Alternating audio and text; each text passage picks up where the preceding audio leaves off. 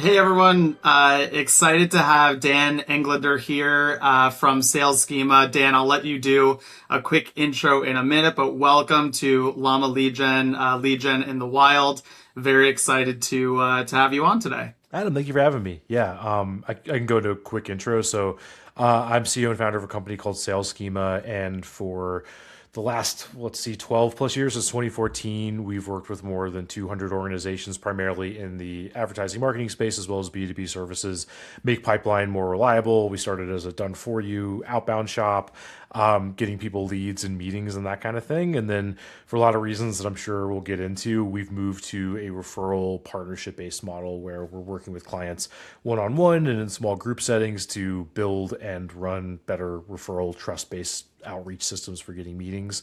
Recently released a software platform to clients only for now called Howdy Partner, that we're growing, and have a podcast as well called Digital Agency Growth Podcast. Awesome. Awesome. Thanks for that quick consolidated recap. And yeah, we work with Dan on a lot of the referral outbound programs that he's referring to. So he's definitely an expert in that space. Definitely want to get into some questions that I think that could help our audience. So let's start off with you talk about the trust recession in B2B. What do you mean by the trust recession? What's driving that? Maybe even just like a quick intro about the trust recession. I think that would be helpful for a lot of our audience. For sure, yeah, and just it's definitely not my term, so I don't want to take credit for that. But it's one that I subscribe to, and I think it's something that we're all feeling. It's just articulated that way, but it's that there's with the onset of the internet and its slow rise, and then the explosion of digital solutions that we all saw circa 2020. Now with the AI revolution, there's just more options than there's ever been. There's more competition for attention. There's more noise. There's more BS. There's so much more to sift through, and I think that's and usually and especially if you're a marketing veteran and if you're in B2B, you're probably selling to clients that have been burned before. Or you've probably been burned before on different solutions, or even if burn's not the right word, you've probably just bought the wrong thing so many times, and there's so many people claiming to be experts that I think a lot of us are just sort of burned out on it. A lot of us are exhausted. So what we started seeing, in a lot of this is specific to our clients, but I think everyone's feeling it, is like the things that used to work are really a lot harder to make work. And the traditional, for us, it was the traditional cold methodology, and that stopped working. And then for other people, it could be that ads have gotten more expensive. But I think it's playing out, across the board in kind of this ubiquitous way. So that's kind of how I would describe it. Yeah, and I'm curious to get your thoughts there too. Like, are you mentioned like cold outbound. Like, do you see it that, cold outbound is like a dying breed of sales tactics, or are you still, seeing that work to a certain extent? But again, like you said, like keying into the trust factor, it's really like who you know and trustworthy people that have been there, done that, and have that expertise. It's a great question, and I really like to avoid the clickbaity like X is dead, because whenever you say that, there's somebody listening like yelling at the screen or into their earpiece saying like, "I make millions of dollars on this channel still." So like, of course, there's a way to make cold work, and in a lot of ways, like cold will always exist. You'll always be able to reach out to somebody you don't know and get a meeting or whatever. I think that there's trends that are at odds with each other that have made cold harder for more types of sellers, right? Mm. I think that a big part of that, and this ties into the trust recession, is that for most of our clients in marketing and advertising, but across the board, the trend is towards specialization, right? So if the trend is towards specialization and you need to be specialized in order to compete, by definition, your market tends to get smaller, not bigger. So with that, a lot of the stuff that works about cold and this numbers game sort of thing stops working as well. So like on one hand, you have lots of really interesting things going on with cold outreach and with sales engagement. You can look at clay, you can look at these like monstrous clay tables where you can look at all Sure. these signals and all this stuff that seems like really cool, where you can just go nerd out for hours. But then if you're like, well, there's only like 10,000 companies we really ever want to talk to, and then from there, there's like two people at each one of those companies. It's like it stops making as much sense, because then if 20% of them call you spam and you're having to just warm up emails all the time, it doesn't work as well as like five other things you could do or really I would warm. imagine there's also only so many messages that you could send to one person where they're like, I get it. Again, mark as spam, right? Right. And that's combined with the stuff that's more the tactical changes we've seen with, predictably, like email service providers adapting LLMs that can pretty easily say that, hey, if X% of people click spam, this is probably spam, and we're not going to serve it anymore. So like it's gotten harder in general, and then you combine that with a smaller market, and it's like now not the number one thing to do. So that's what our experience has been. Gotcha.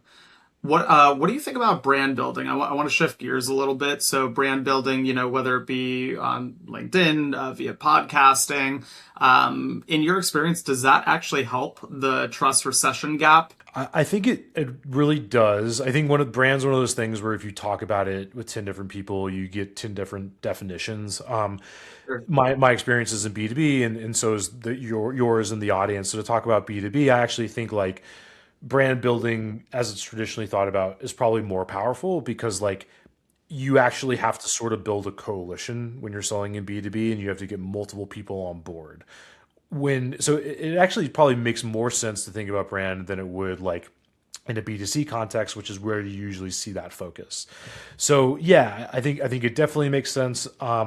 Because the word brand ends up being so vague, for me personally, I like to think of it more like perspective, where if you're just saying, we solve this one problem, or we perform this one service, and then that's a lot easier to commoditize than it is to build a perspective around, here's our philosophy around solving it, here's a bunch of other ways you could solve this problem that don't work as well for these reasons, here's the thing that we believe that most people think is wrong, the Peter Thiel question, love him or hate him. So that's been a sort of like a clarifying device for me, as opposed to just brand, if that makes sense. Okay.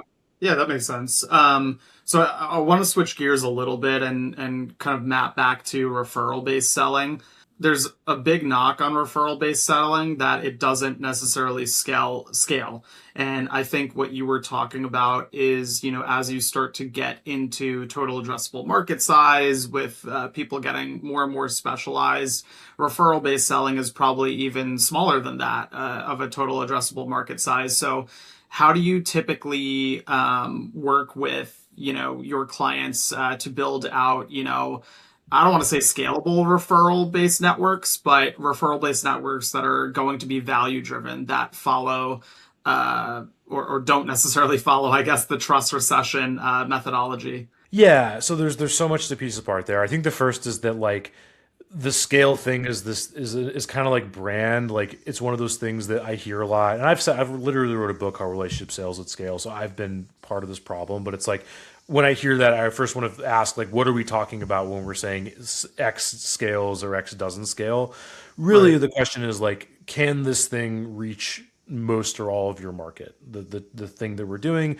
And then the second question is, how much time, energy, resources does it take compared to the other options that I have, right? So Right. those are the more important questions. And I would say that with that in mind, like according to most definitions of scale, I think it absolutely does scale. And if you and that doesn't have to just be my opinion. Like if you look at the biggest tech companies on earth, and you look at the value exchange between them, it's like this incestuous circle between like four or five Yeah. partnerships that fuel Yeah. like these multi-billion-dollar companies. And that's the same for consulting, it's the same for SaaS, it's the same all the way down. So like Sure. it's obviously proven. I just think and we'll dig into this, it's the way that it's being done. It Yeah. ends up being reactive and sporadic and hard to predict, as opposed to proactive and systematic and so on. So the frame that I like for this to think about scale, not scale, time, energy, resources is like for us and our better clients, there's almost like two different channels. There's the one to many thing, and maybe that's Facebook ads or big speaking engagements or something where you're planting all these seeds. And then you have the other thing that does require time and attention and one-on-one curation, and you don't want to automate it. And for our purposes, we've found that to work way better through a partnership referral approach because of leverage. So instead of scale, it's like leverage is the key word here, where it's like Okay. you have a few relationships that can each lead you to many intros where you have a transfer of trust and they can, fuel your business for years to come, as opposed to trying to think of the right combination of words to make the skeptical marketing leader or whoever Trying to agree. throw a dart on the wall and hoping something hits. Yeah. Yeah, exactly. So that's kind of how I've thought about it. How do you break in, kind of combining what we've been talking about? How do you break into a trusted partnership if you're not already in that, quote unquote, like incestuous relationship where it's like, hey, I used to work with Jenny or so and so at XYZ company, really liked working with them. What are some tactics, I guess, for how to kind of break into a referral network, if that makes sense? Yeah, I think before we get there, like what I'd say is for most of our clients, or not even clients, like 99% of the people I talk to that have either owned businesses or they're in a marketing role, they're mid-career, even some early career people, like there is so much to be done with your existing incestuous relationships. Yeah.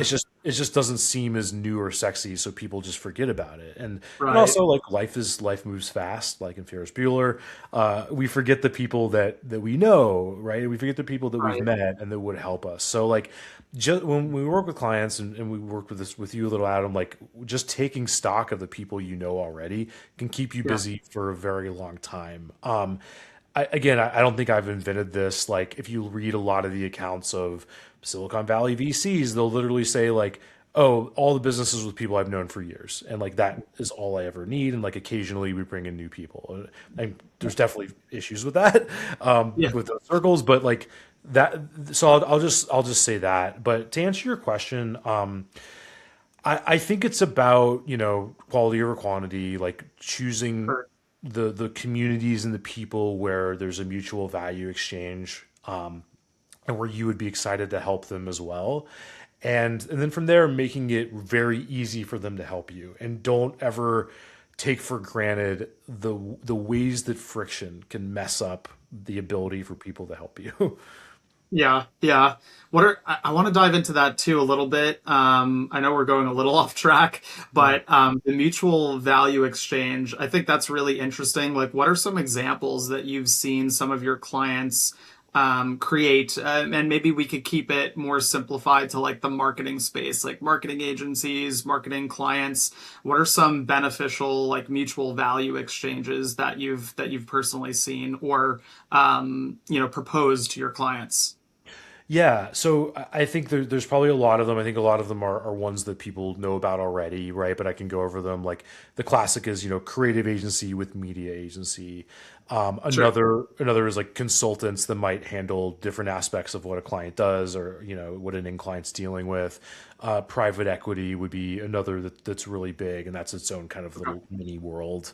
Sure. Venture capital would be one, but I think a lot of it is thinking about the areas where, like with any relationship, you can give as much, if not more, than you're taking, and thinking about that.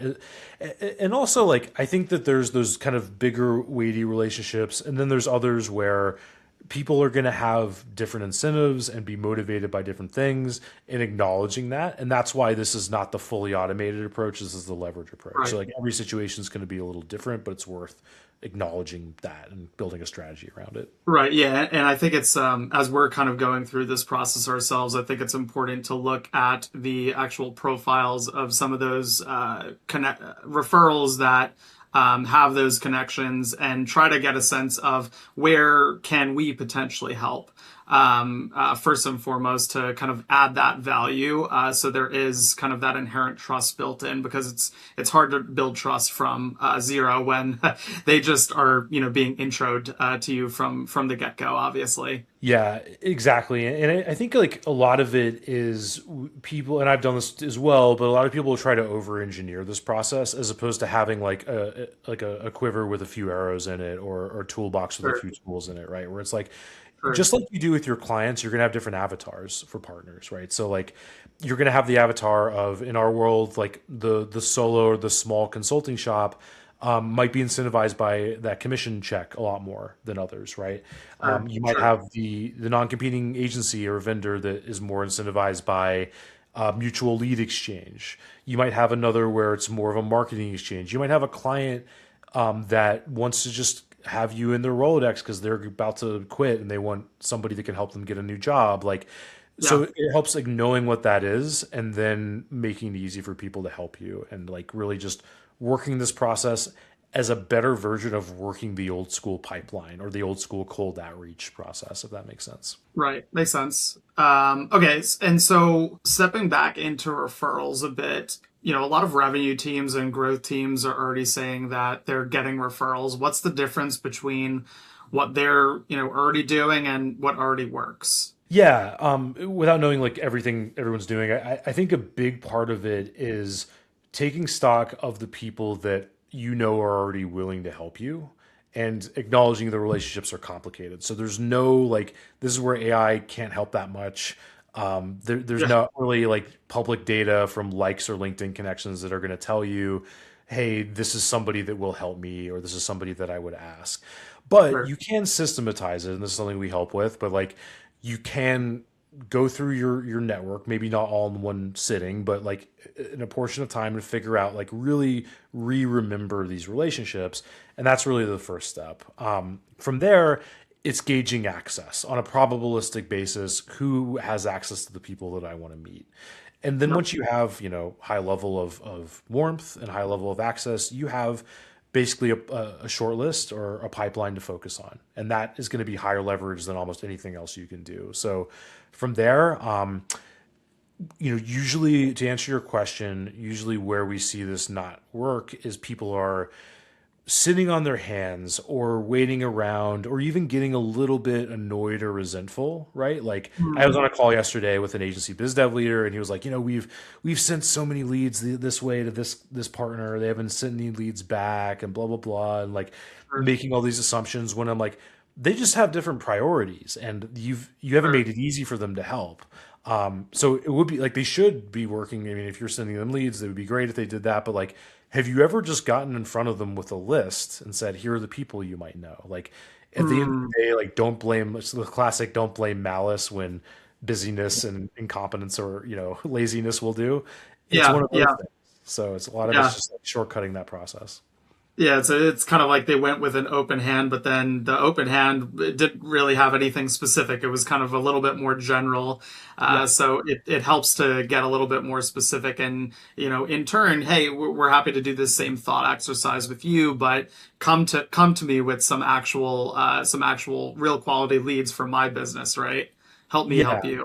Exactly, and just reduce the mental work the other person has to do. So like to make that tangible for us, it's like instead of saying, "Do you know anyone?" It's like, "Hey, here's a bunch of people you might know. You probably don't know them all. Sure. You might not feel comfortable introducing me to them all, but let me know a few that you might feel comfortable with. And then by the way, here's how I handle that call with that person, so that like you're not putting your rep on the line, or that I'm not going to hurt your rep with them. Also, like anybody you want to introduce me to, I'm going to get back to you with templates you can use to make the introduction easy." And then you put that on top of a commission structure or whatever else, whatever other reason they have to help you, and now you have something that's moving. Nice, nice. Where do you see B2B marketers and salespeople leaving the most money on the table when it comes to their existing networks? I know you mentioned already kind of the indecision or the hey, this takes too much time, but diving deeper a little bit, like where do you see people leaving, kind of the most money or the most potential sales opportunities on the table? Yeah, I think it's probably a lot of what we've been talking about already with the existing Rolodex of people that are willing to help for whatever other various reason, right? Mhm. And then I think it's a common, and I think another thing that leaves a lot of money on the table is wanting to automate everything at all times. When Okay. my sort of contrarian view of it is like there's things that are really good to automate, there's other things you shouldn't automate with a 10-foot pole because like the Yeah. amount of leverage you have by not automating them makes up for it. So like I think if you're in that seat and you don't like doing that kind of work, it may be a situation where you're like, you know what, eventually I'm going to hire somebody and I'm going to help them build a Rolodex and they're going to do this. But for now, it's me. So I actually think money is left on the table from that need to constantly automate. That makes sense. Yeah, yeah. It's like I don't have the time commits or I don't have the bandwidth, and so I'm trying to automate, but then I'm over engineering something that doesn't need to be over engineered, or then it just becomes AI slop that you're sending to potential connector or prospect, right? Yeah, and I actually think that the irony is like the people that are willing to do this work and to do the old school thing in a new way are actually going to find way more alpha in it than other Interesting. things as time goes Yeah. on because all the other things are getting squeezed, right? And we have fewer footholds, we have fewer signals to look at Yep. than just the old school ones. Like I know this person, I trust them. They said I should at least have a conversation, not even buy, but just I should at least talk to Adam, right, about this Right. problem. Right. I think that's going to become more valuable. It's interesting because there's so many parallels with what's happening in the digital marketing space now as well. Is that it's usually always the unsexy thing, the thing that worked a while ago, just revamped in a 2.0 or a 3.0 or a new way, and it's our minds always go to new, new, new, especially in this AI world that. We sometimes forget what previously worked, and hey, let's just remix this into something new that that could work really well. Yeah, So it's and I'll put a caveat there because there's probably people listening that are like, hey, I sell a $100 a month software product. It's like, yeah, obviously you're not going to get software leads with this. This would be for higher sure, leverage stuff, sure, where it warrants, at least a sales call, if not like a consultative sales process, typically. right. But yeah, These sorry, are go ahead. typically service level businesses, right? I would assume, or maybe higher ticket sales items where you're selling to multiple stakeholders, multiple seats. So it's more upstream. Upstream enterprise software or down market software, but you're looking for higher leverage partners or higher leverage Sure. relationships or something like that. Yeah. Sure, that makes sense. What's the most common thing people do when trying to build referral partnerships that actually kills the relationship? And it could be a variety of different things. So I'm curious to hear your experience there or your client's experience. Yeah, good question. I think the first one I've been on both sides of the table with, which is like the over-engineered referral commission-based pitch, right? Which is like, hey, we've come up with this great commission structure. Let's go pitch it to a bunch of people that know our audience.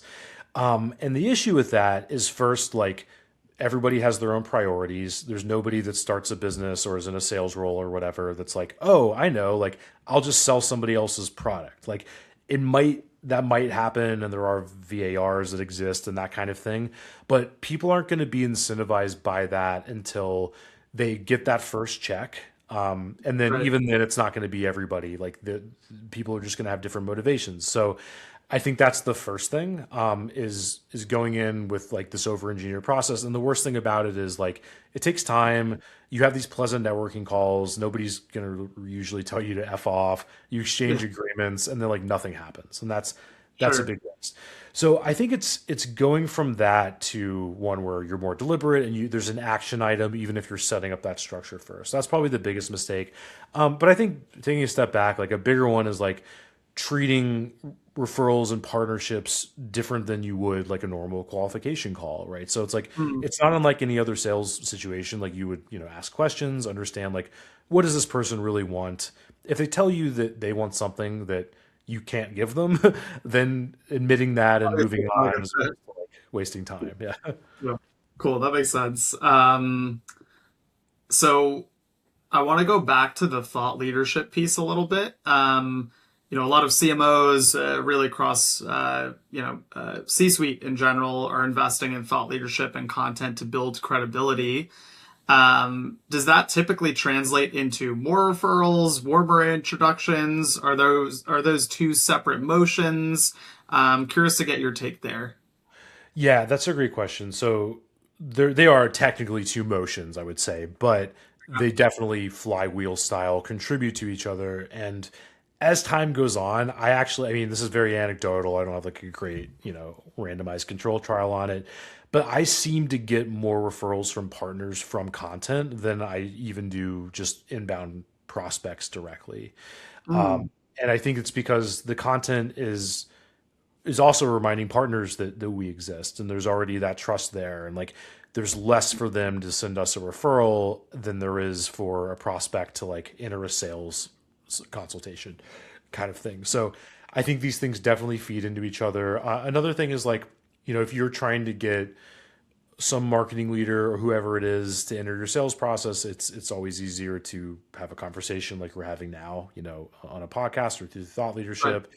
I think even bigger than that, like the perspective thing is going to be, more important than anything as code is becoming commoditized and as services are becoming commoditized and everything. Like perspective is more defensible, and the trust that goes along with it. So the short answer is yes. Okay. Makes sense. Yeah. And I guess it's, obviously it's harder to attribute, until you actually hop on the calls with them. But I could definitely see it tying into kind of like a one-to-one. Have you typically found that, posting just consistently because what we're mostly talking about is longer sales cycles typically for most of these businesses. Has it been more of the consistent effort that you've been posting with the thought leadership that helps to tie with referrals, or is it, I'm curious if it's like specific themes that you see are resonating? Yeah, that's a good question, and I think that again, it's hard to get. I don't have like a great sample size exactly, but I would say that it's. I think it's one of those marathon classic cheesy metaphor sort of things. Like if you're going into content, you have to just enjoy doing it on some level because otherwise, like you'll never stick it out, or you'll try to overuse AI. Like we're all using Claude, we're all using AI, but like you'll make it just too rote or something, and it won't really break through the noise. Yeah. So for me, it's been consistency. But I think the good news is like there's now so many ways to get inspiration that there weren't before, because of like Yeah. loading a transcript into a Claude to get 5 ideas based on your last sales call. So like Right. there's so many places to draw from that I think that the consistency thing becomes easier. Yeah, and that's a good way to kind of leave things off. Let's talk through AI a little bit. How is AI affecting, your current work in the referral landscape? What do you think? What do you think is kind of a detriment, and what do you think is the benefit of AI in that workflow? Yeah, it's a great question. So there's like a few angles to answer that with. I think that like a lot of people, I'm using AI to improve everything. Our marketing, I vibe coded a platform. We'll see where that goes. See how interested people are in using it, Right. and so on. But I think that like one thing is that sort of leveraging the opportunity of AI can sort of be oblique, right? It can be like indirect. It doesn't always have to be you becoming like an AI empowered software platform or an AI empowered agency in terms of like a front facing way. Like you could actually be solving a new problem or an existing problem that's gotten worse because of AI. Sure. And for us, like, and this is a bet I'm making, and I could be wrong about it. It's that since it's harder to break through, our bet is that it's going to be more important to leverage these old school transfers of trust, right? That are Mhm. really hard to automate. So we're, going into that space more. And I think that I'm not alone because there's this new buzzword called GTN, which is called go to network. And it's like, oh, there's a Yeah. buzzword now. So, it's Yeah. like this thing that's older than time, like networking Yeah. is now got a buzzword. So it's a good sign. So Absolutely. that's anyway. I might have lost your question, but that's kind of how I'm thinking about it. No, I mean, I think you're spot on. Like, I think a lot of people are trying to, I don't want to say, not necessarily use AI, but there's so much of it in our workflows, and there's so many different tools, there's so many different systems that I feel like we're almost moving in two disparate paths where we're using a ton of it, but there's also definitely a growing contingent of folks that are, saying, why are we using this so much? Or, let's not using less of it, but let's use it more to our advantage, right? And let's go back to basics a little bit and zoom out a bit. Yeah, I think like at no point in my like career as an entrepreneur have I ever felt that like the 80/20 principle is stronger, right? Where it's like Uh, really figuring out, what's the thing you can be best in the world at and like really focusing on. It's always been true, but you could kind of get away with being kind of mid at different things.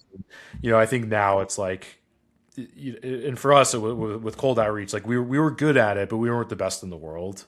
And also, it just wasn't the best thing for our clients. It was an okay thing for some of our clients, but over time that changed. So like we made that switch. Yeah. So I think a lot of people are kind of a similar boat. Yeah, you have to pivot, right? If you're not seeing certain things work out in your favor. Cool. Well, yeah, I want to end the podcast with kind of a new thing that we're going to test out. What's one question that you want to leave the next guest on Lead Gen in the Wild? It could be literally anything. Doesn't have to be anything we discussed. Anything at all. What's your social security number? Great one. No, Great one. Hopefully the next guest is, is willing and able to provide that. yeah, I think I've probably stolen this from somebody, but I think it's the classic like don't tell me what to invest in, show me your portfolio sort of thing, where it's like Okay. if I were to give you $100,000 and you have to put it in one micro line item of your P&L, where does it go? I always want to hear that. So yeah, Dan, tell us where to find you and where to find Sales Schema and your podcast. Yeah, thanks again, Adam. So people can find us at salesschema.com, two S's in the middle. And we have a walkthrough that goes through nothing held back, basically our entire referral process, how you can start mapping people, and basically like how to go about that, and actually like specifically what you can do to get intros like in the next 30 days or so. And we'll make a link. That's basically salesschema.com/llama. Cool. Cool. All right. Well, we'll send you the answer to that question, Yeah. Dan, from our next guest. And let me take a step back. For you might have bigger guests than a lot of our clients, so maybe it's 10 million or 20 million or 100 million, but let's add a zero where you need to, Adam, depending on the guest. Yeah, X line item, right? Yeah. Cool. Well, yeah, thanks so much, Dan. It was a pleasure having you. And yeah, appreciate your time. Yeah, always a pleasure, Adam, and congrats on the new pod. Sounds like it'll be fun. Thanks so much.